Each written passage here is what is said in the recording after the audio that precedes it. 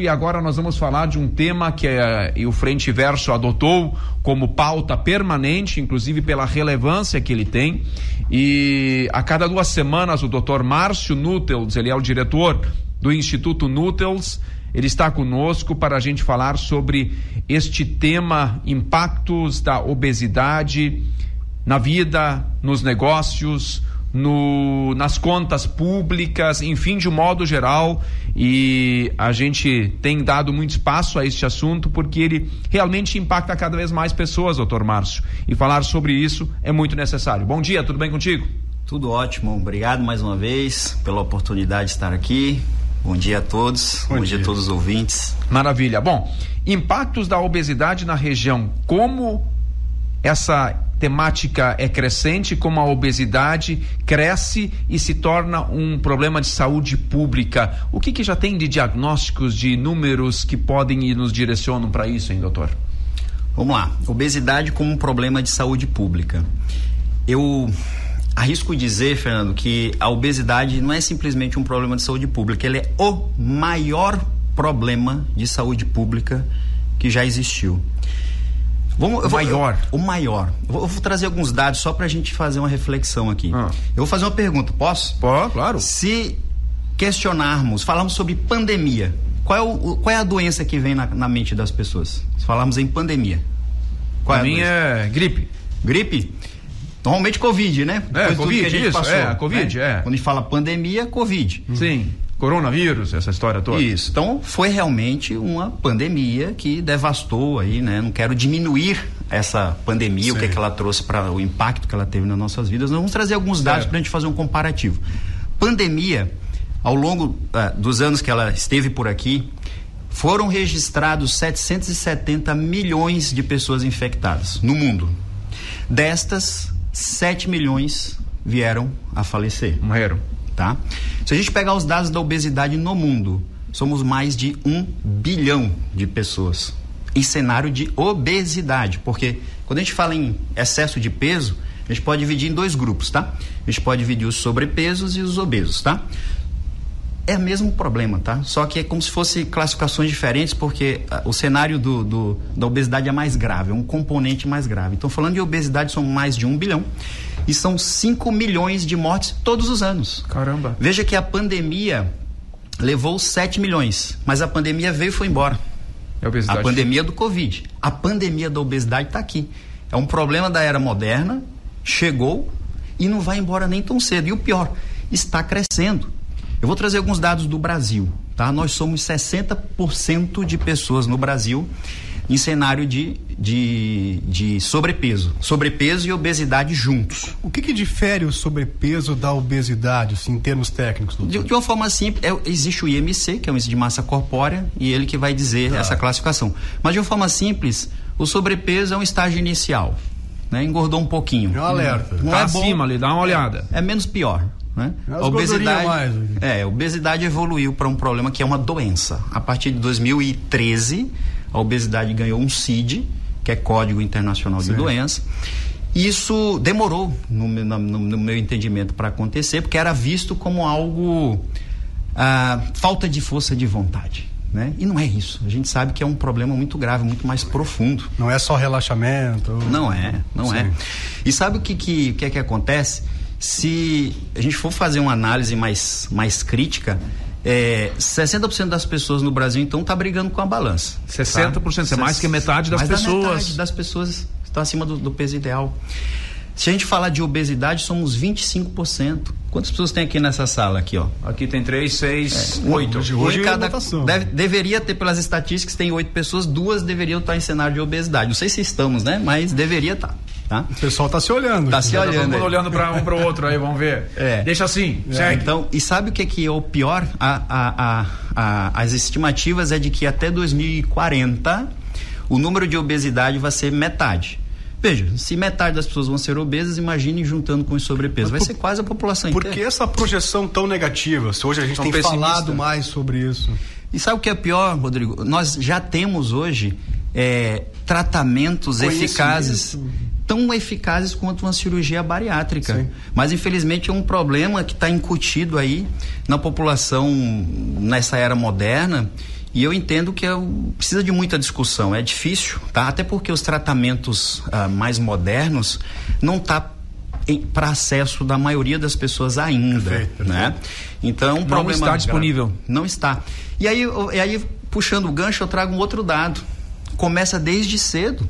Nem as nossas crianças escapam. Você mesmo, Fernando, trouxe um dado no nosso último bate-papo que, pela primeira vez, né, tivemos índices de obesidade infantil superando os índices de baixo peso, né? E se a gente for analisar de 2000 para cá, dos anos 2000 para cá, a obesidade infantil triplicou, enquanto o sobrepeso duplicou. Ou seja, imagina, é ruim, mas o componente mais grave que a obesidade, na obesidade infantil, ela foi pior, ela triplicou. E o que está fazendo, doutor? Não sei se tem essas respostas, doutor. A gente vai lhe perguntando, tá? Porque os assuntos são muito instigantes. Mas o que faz este aumento na obesidade infantil? Qual é o comportamento? O que a gente está fazendo ou não está fazendo, hein? É muito difícil responder essa pergunta com muita propriedade. Eu vou ser um pouco duro aqui para quem estiver nos ouvindo, tá? Se você é um líder da sua família, analise como que estão os teus hábitos. É muito comum conversar com papais, com mamãe, que vem no consultório, né? E tem comportamentos que não são adequados. E aí, o que é que eles fazem? Estão com, vamos dizer, uma dieta inflamatória, uma dieta com ultraprocessados e querem que o filho não coma isso. Mas os filhos não vão, eles são... É o espelho, né? Sim. Então, não tem como ser diferente. Então, vou botar o dedo na ferida aqui e dizer, olha, se você é o líder da sua família, comece por você dando exemplo. Dá um exemplo. Eu quero só deixar um breve relato aqui que, assim, a obesidade, ela não pode ser encarada como algo de falta de força de vontade, tá? É uma doença. E quem está nesse cenário, ele precisa de acolhimento. E não julgamento. Tá? Não julgamento. Ele não tem culpa de estar assim. Mas aí eu vou dizer o seguinte, ele não tem culpa, porque já descobrimos diversos mecanismos que fazem com que o indivíduo tenha dificuldade de gerenciar o seu peso. Mas ele tem responsabilidade. A partir do momento que quem nos escuta entende que já existe tratamento, já existe uma forma de reverter esse processo e não toma a decisão de buscar ajuda... É uma escolha. Agora ele está tendo a responsabilidade por estar assim, né? Concorda? Perfeito. Eu quero voltar àqueles números, doutor Márcio, que tu trouxe, que são impactantes, e a comparação com a pandemia, ela é uma... Ela te deixa quase... Não deixa a gente sentado, né, tia? 700 milhões de casos foi a Covid. Isso. E 7 milhões de mortes. Nós temos mais de 1 bilhão de problemas de obesidade no mundo e cada ano morrem 5 milhões. 5 milhões. Tá, e o custo que isso representa para a saúde pública, isso vai ser uma pandemia permanente. Entende o problema? Então, assim, se a gente for falar em gastos públicos, o que é que eu consigo trazer de dados? O SUS, ele gasta todos os anos 1,5 bilhão com obesidade. 1,5. Se juntarmos obesidade com hipertensão e diabetes, que são doenças que cursam de forma meio que concomitante, dá quase 3 bilhões e meio. O custo de um paciente obeso para o SUS, ele é 3 vezes maior do que de um paciente não obeso. Meu Deus. Né? Então aí você imagina o problema que a gente está, porque só está crescendo isso aí, né? Nas empresas, vamos imaginar agora que de cada 8, 2 estariam com obesidade. A gente já sabe que há impactos de performance, desempenho, enfim. Como é que tu tem acompanhado isso? O desempenho nas organizações, instituições, na prefeitura, nas empresas, enfim, como é que isso vai impactar? Se esse número aumenta, o impacto vai ser cada vez maior. Como é que tu tem acompanhado isso nas empresas, hein? Eu tenho alguns dados, eu fui em busca de fazer uma pesquisa antes da nossa conversa aqui, e eu me impactei com isso.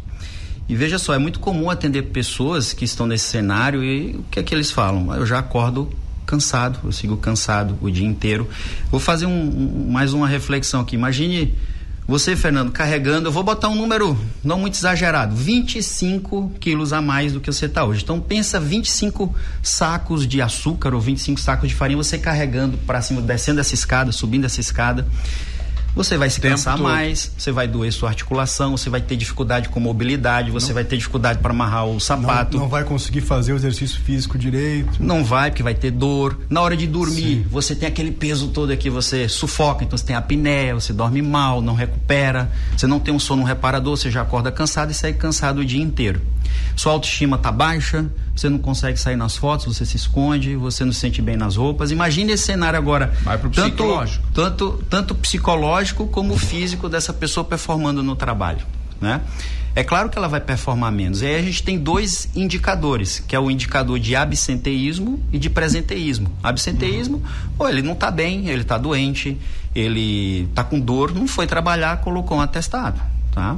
Isso vai impactar na empresa, vai ter um prejuízo ali. O outro é o presenteísmo. Ele tá na empresa, mas não tá. Mas ele não tá bem, ele não tá performando no seu máximo. Ele tá lá só de corpo, de cabeça não tá. Não tá. Então eu cheguei a alguns números baseados em alguns estudos e fazendo algumas estimativas. É estimado que somente em Lajeado o prejuízo para as empresas em um ano, em virtude da queda da produtividade, em virtude da obesidade, juntando presenteísmo e absenteísmo, chega a 50 milhões. Milhões. O prejuízo das empresas em Lajeado. Se formos analisar aí a questão do Vale do Taquari, o estado, o Brasil. O Vale do Taquari vai chegar a 130 milhões. Com base em que tu chegou nesses dados, doutor? Eu fui em busca de alguns estudos que mostraram qual é o percentual. O percentual de queda de produtividade nesse cenário. Aí a gente pega aqui mais ou menos quanto que é a média salarial da força produtiva aqui na região. E aí eu comecei a fazer, eu sou mais de humanas, né? Não tanto de exatas. Sim. Mas consegui trazer alguns dados que chegou nessa estimativa. E me parece que faltam inclusive dados em relação a tudo isso. Acho que a gente não aprendeu ou não deu o devido valor até aqui a reunir esses elementos para a gente ter esses socos no estômago, né? Para que a gente comece a olhar para isso com o devido valor que tem o problema. O problema ele é grave em todos os cenários, afeta as empresas, afeta as famílias, né? E a gente precisa dar a devida atenção, né? É muito preocupante o que está acontecendo. Então por isso que eu digo, é a pior pandemia que já existiu. Nem o sinal dela é ir embora. Sim. E não tem sinal dela ir embora, pelo contrário, ela está aumentando. Não tem vacina, né? E não tem vacina. E não tem vacina. Importância da prevenção e de abordagens integrativas, doutor. O que é possível fazer? Eu que estou ouvindo agora em casa, estou com sobrepeso, estou com problemas, não estou conseguindo, estou brigando com a balança. O que eu tenho que fazer? O que eu posso fazer? Eu estou lá bem acima do peso faz muito tempo. O que eu posso fazer? Vamos falar sobre isso aí, que é importante. Aproveito pegando o gancho, a gente está passando pelo mês de outubro, né? Ouviu falar no Outubro Rosa, que são as campanhas para mulheres prevenirem o câncer de mama, né? Pensa o seguinte, o que é que essas campanhas fazem? Vamos estimular as mulheres a fazerem o autoexame da mama, ou vamos fazer mais exames de imagem, fazer a ecografia, a mamografia, que é importante isso. Muito. Mas, a partir do momento que ela nota um nódulo, não tem prevenção. Percebe que agora já diagnosticou o problema? Então, isso são campanhas de diagnóstico precoce. É bom, é importante, estou dizendo que não deva fazer isso. Perfeito. Agora vamos falar de prevenção. Pegando o gancho do câncer de mama. Existe aqui 2 situações. Existe os fatores de risco modificáveis e não modificáveis. Os não modificáveis não tem o que fazer. Por exemplo, se ela é mulher, ela já tem muito mais risco de ter câncer de mama do que o homem. Genética é um fator de risco não modificável. Idade é outro. Não tem o que fazer. Agora, vamos para os modificáveis, que é onde a gente pode atuar. Qual é o principal fator de risco modificável para câncer de mama? Obesidade. Está lá nos livros. Eu não vi nenhuma campanha do Outubro Rosa dizendo vamos estimular as mulheres a diminuir seu peso. Então, o que a gente pode fazer em termos de prevenção? Primeira coisa que a gente tem que entender é o seguinte, se a maioria da população está acima do peso, é tratamento. Tem que tratar, tem que trazer isso para a consciência e tratar com seriedade. Não deixar a coisa evoluir. E quem não está nesse cenário, tem que prevenir. Como? Aí é onde entram as medidas de estilo de vida. Então, estimular as pessoas a comerem menos processados, a fazer exercícios físicos, tudo isso que a gente já sabe, mas que no cenário de obesidade é muito difícil emplacar, porque a pessoa tem problemas que fazem com que ela não tenha energia para fazer um exercício. Tem bloqueios. Tem bloqueios, então a gente tem que acolher e tratar. Agora, prevenção vai ser muito interessante para quem não está ainda nesse cenário, entendeu? Que consegue prevenir quem não está lá, né? Não está lá ainda, é mais quem já está lá tem que tratar. É a ordem natural. Né? E que tipo de tratamento? O Instituto Nuttels, a gente também tem que falar sobre isso, né? O Instituto Nuttels tem se qualificado e é o carro-chefe de tratamento. Como é que tu tem feito isso? Assim, que casos tu tem encontrado e como é que tu tem conseguido lidar com tudo isso? A missão do Instituto Nuttels é elevar ao potencial máximo o nível de saúde e bem-estar estética das pessoas que nos procuram, sempre com empatia, visão integral e metodologia assertiva. O resultado é uma premissa. Então, veja, quando eu falo que eu acolho, tem que ter isso, porque esse paciente está em sofrimento. Segundo, visão integral. Então a gente vai ter que olhar ele não como simplesmente uma doença, mas como um ser humano muito complexo. O que é que a gente tem de ferramentas? A gente tem que olhar estilo de vida, eu vou sempre estimular mudança de comportamento. A gente vai estimular também o uso de alguns exames que são ferramentas da medicina de precisão. Isso é coisa moderna, tá? Então a gente vai avaliar como é que está o intestino desse indivíduo, que é a base para a saúde. A gente vai avaliar a genética. Ele tem predisposição genética, porque isso nos auxilia a entender os fatores ambientais que faz mais sentido para essa pessoa. A gente personaliza a conduta. O uso de medicamentos avançou demais, a gente falou na outra conversa, avançou muito os medicamentos. Eles não só ajudam de forma eficiente, como tanto quanto a cirurgia bariátrica, como eles são protetores. Hoje, pessoas em cenário de obesidade que usam esses medicamentos da forma correta, com acompanhamento médico, elas estão tendo menos diagnósticos de infarto, AVC e Alzheimer. Então, são medicamentos que... Desde que acompanhados por orientação médica. Me parece que aqui tem um ponto que é crucial, né, doutor? Com certeza. Por quê? Porque se não for assim, ela corre o risco de perder. A gente falou também da outra vez que é perder peso, mais perder gordura, e perder músculo, e perder cabelo, ficar flácido, ficar mais doente, porque tem perdas de nutrientes. Sempre digo, olha, o medicamento tá tão bom, mas é uma arma poderosíssima.